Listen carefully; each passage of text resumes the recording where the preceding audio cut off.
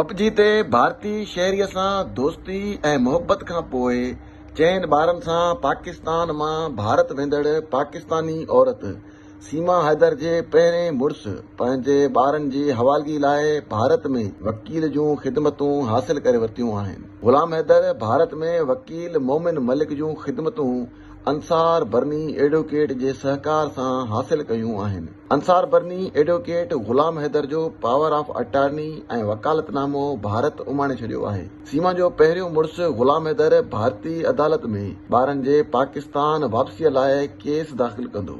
सीमा हैदर गुज़िरियल साल 10 मई 2023 ते 3 धीअरुनि ऐं हिक पुट समेत नेपाल जे रस्ते गैर कानूनी तौर ते भारत हली वई हुई।